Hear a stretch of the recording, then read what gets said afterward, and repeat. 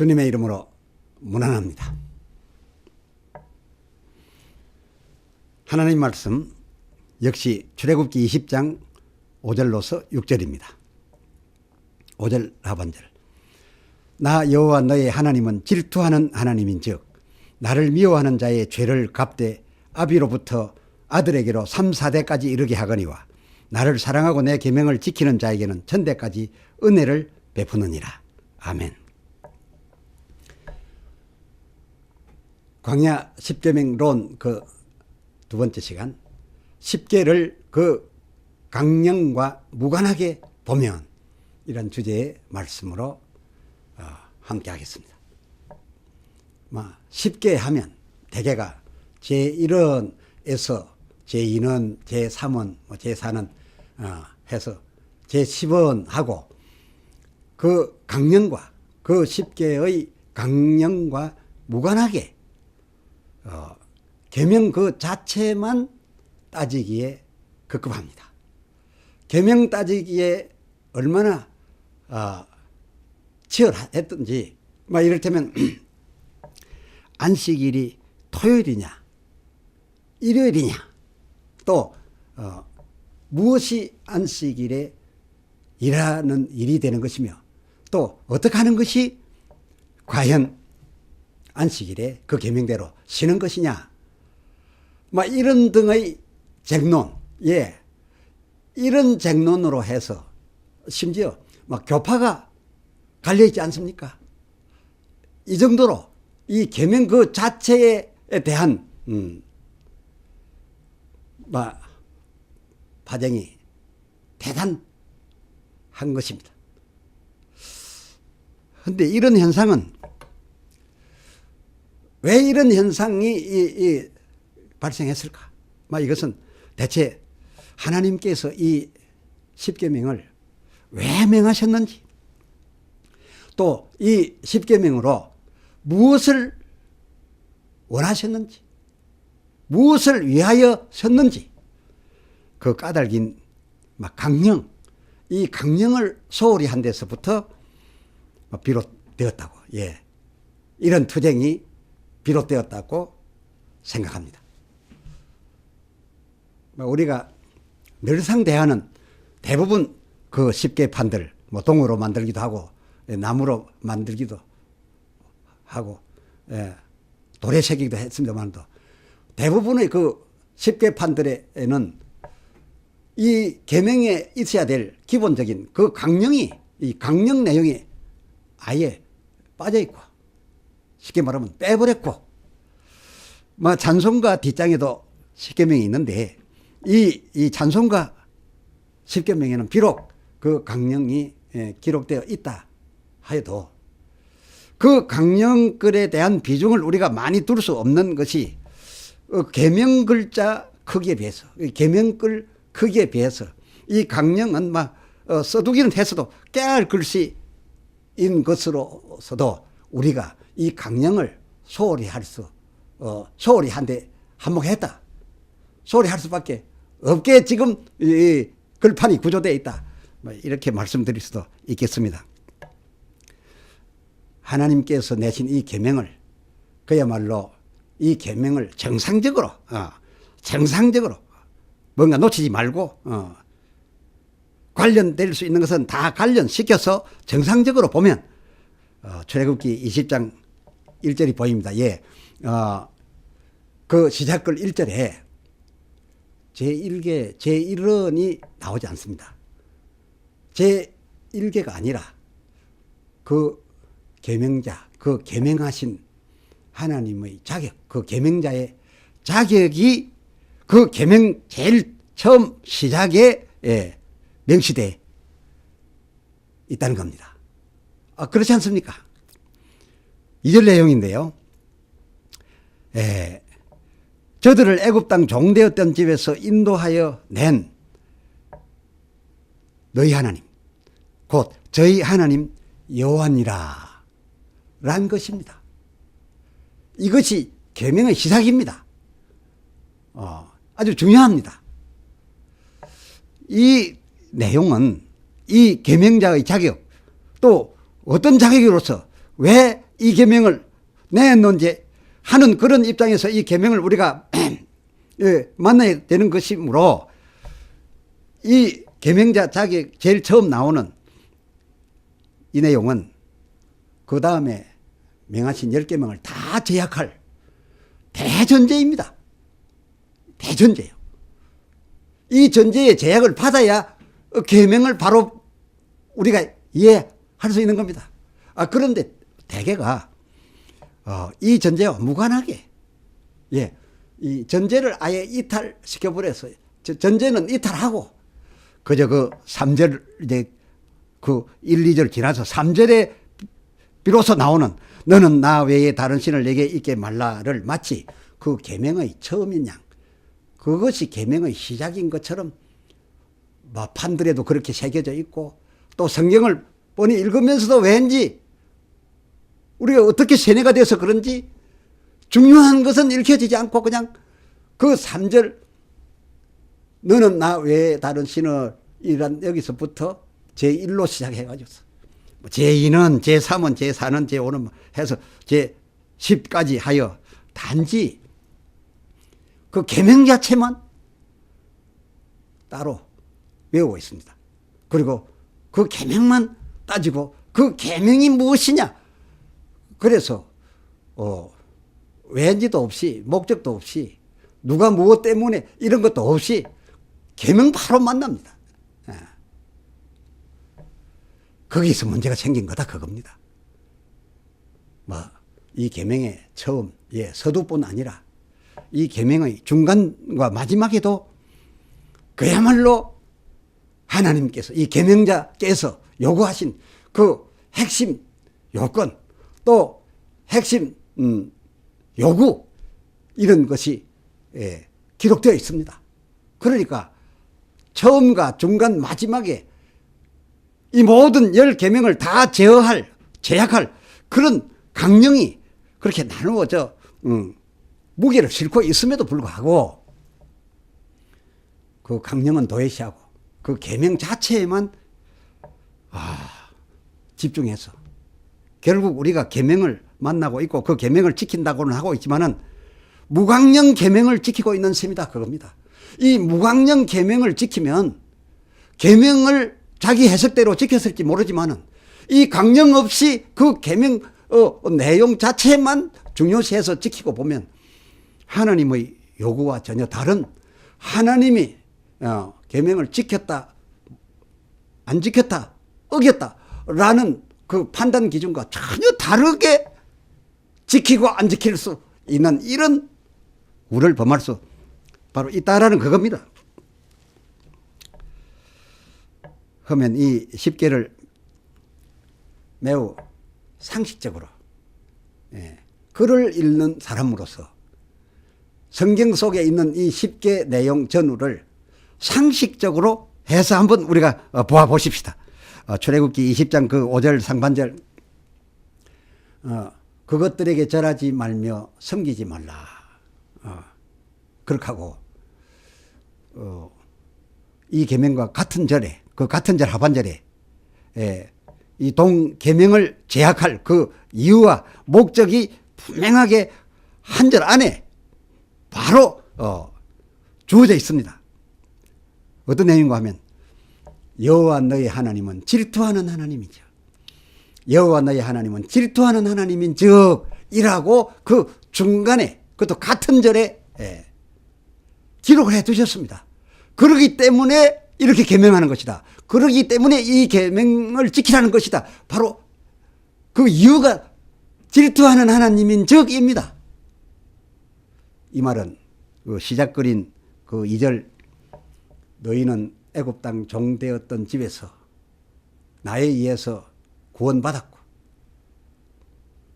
다른 말로 나는 너희를 애굽 땅 종되었던 곳에서 인도해낸 너희를 구원한 이제 너희 하나님이 되었으므로 이제는 너희의 바로가 아니라 이제는 너희의 하나님이다. 그 내가 너희 하나님으로서 이제 우리는 우리끼리만 서로 사랑할 사이 또 우리끼리 하나가 된 이것을 떼어서도 안 될 사이, 나누어서도 안 될 사이 해서 네가 나를 사랑하지 아니하면 질투가 일어날 정도의 관계가 된 너와 나 사이, 나 여호와도 너희와 마찬가지로, 너희는 지금 어떻게 생각할지 모르지만 나는 너희를 두고서 너희가 조금 나 외에 다른 데 눈을 돌리거나 마음을 주게 된다면 질투가 나겠으니, 그 말 아닙니까? 이 질투가 나겠으니 라신 하나님의 이 강령, 계약을 내신 이유, 계약에서 이 계명에서 바라시는 거, 질투가 나겠으니라는 이 말씀의 제약을 받게 되면 출애굽기 20장 그 5절 상반절, 그것들에 대하여 절하지 말며 섬기지 말라 라고 한 이 계명이 어떻게 꼭 절했느냐 안 했느냐, 그것에 포인트가 있겠습니까?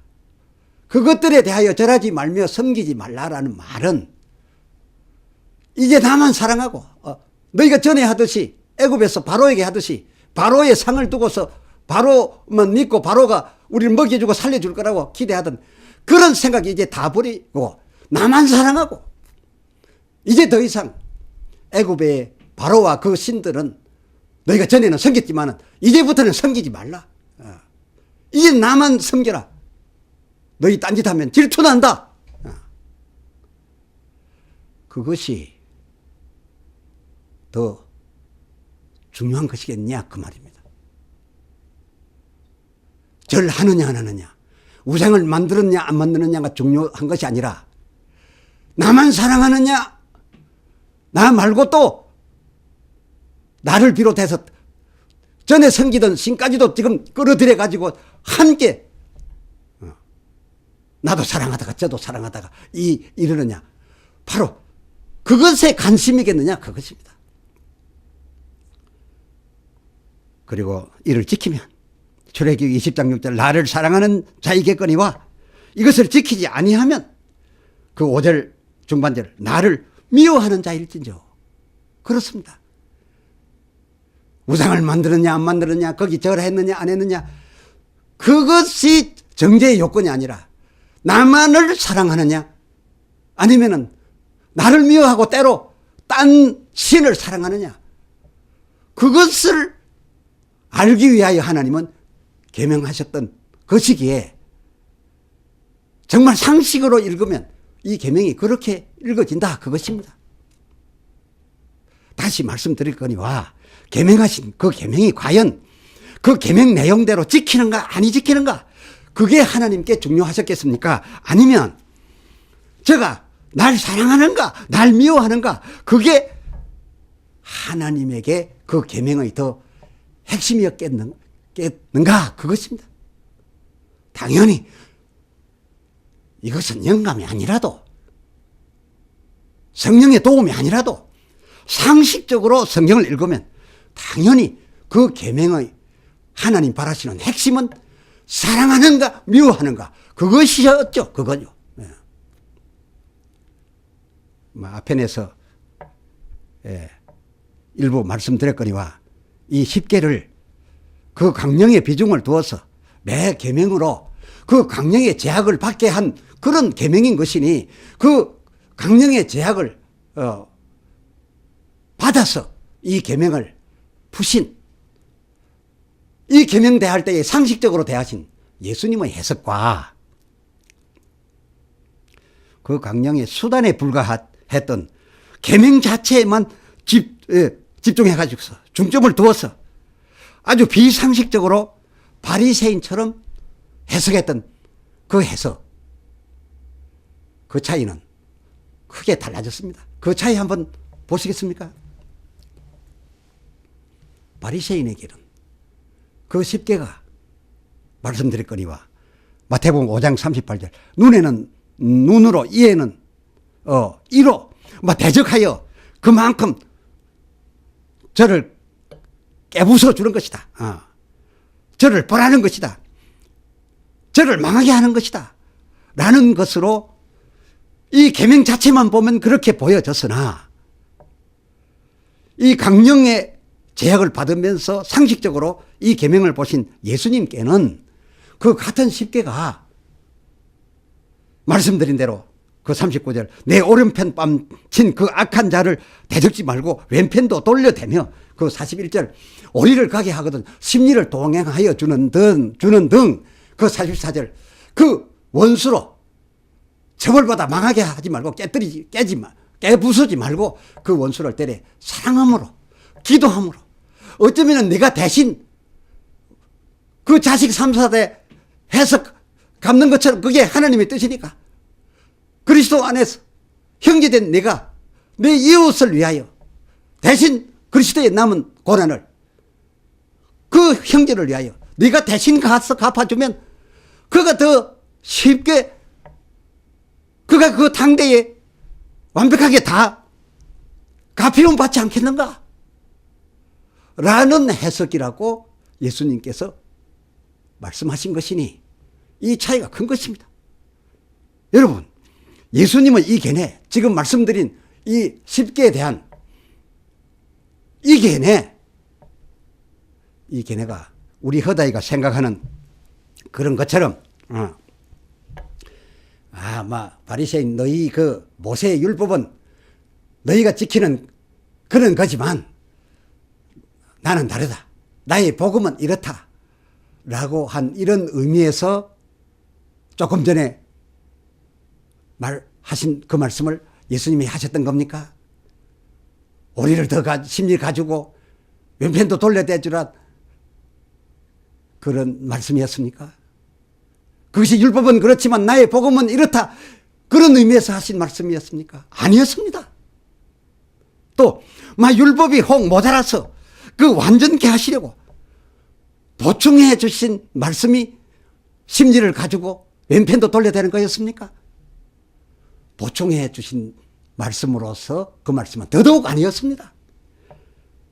마태복음 5장 그 39절 나는 너희에게 이르노니 였지 않습니까? 나는 너희에게 이르노니 그렇습니다. 이 말씀인 즉슨 그 앞에서 계속 논쟁이 되고 있었던 그 10계에 대하여 그 계명에 모세 계명에 대하여 모세는 우리에게 이렇게 말했다고 지금 바리새인들이 말했는데 그 모세의 10계에 대하여 그 38절 하반절 너희는 그렇게 듣고 너희는 그렇게 알고 너희는 그렇게 가르치고 너희는 그리 행하고 있으나 너희가 말한 그 10계 그 계명에 대하여 나는 아니니 그렇습니다.